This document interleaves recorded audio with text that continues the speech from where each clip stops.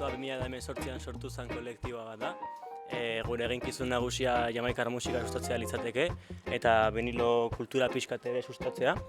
Eta gaur egun nik esango nuke gure eginkizun nagusia, gure aktibitate nagusia igual, bate irekiak izango daitekeela.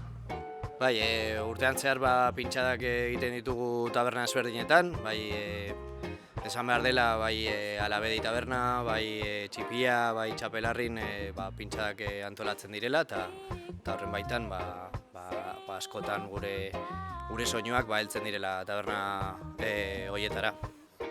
Ointxe bertan gauzenak ez gara sortu gendunak, baina uste dute jendia hasi zala biltzen, viniloan inguruan, pintxadetan hasi zala, eta azkenian kultura mugitzen danean, jendia aurreratu egiten da, sortzen dira inkietude berriak, eta azkenian mordotxo edarra junta gara hemen, eta sortu da hemen giro polita.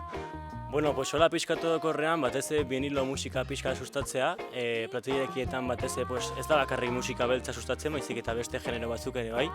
Baina azkenen gure estiloa jamaikar musika izango litzateke eta gure pintxadetan batez eta baita ere antolatzen ditugun kontzertu ezberdinetan eta hola, jamaikar musika entzuten da batez. Kolektibo ezberdinak sortzen ari dira, zuretzako mesua hori badira 7 urte bertan gaudela, ekintzak antolatzen, gauza egiten, baina hori horrez geroztik tabernetan eta nik uste nahiko kultura edatuta dagoela, pintxada gaudela ia astero, eta hori sortu direla Gasteiz Soul Club edo beste kolektibo batzuk non bakoitza bere estiloak sustatzen dituen eta pintxadak antolatzen dituen.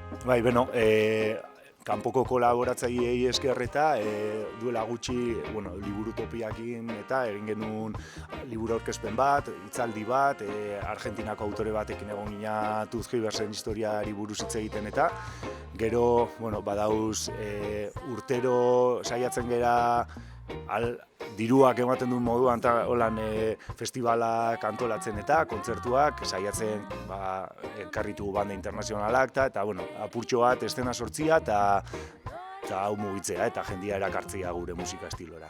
Egia da, nik esango nuko nahi iritzi hemen Gasteizen esten hau nahiko onartuta dago eta nik uste aski bizteuko gola, hasi que hola hobeto, baina beste leku batzutan ere sustatzen da musika hau, jamaikar musika, bai Donostin, Bilbon edo beste herri batzutan, Gernikan ere badago movida pixka bat. Eta azkenen hemengok ere ematen diguten harrera hau beti ona izan da, feedbacka beti ona izan da, eta gu ez pozik gare. Platerirekia hasi zen tailer bat bezala, jendea pintxatzen hasteko, vinilo kulturan sartzeko, eta gutxinaka, hilabetean behin, asteazken txampiñoi batean, jende hor biltzen da, nahi duen musika jartzen du, eta hori, azkenean guztiok disfrutatzen dugu, garabardo batekin, musika ezberdinak entzuten eta vinilo kultura sustatzen.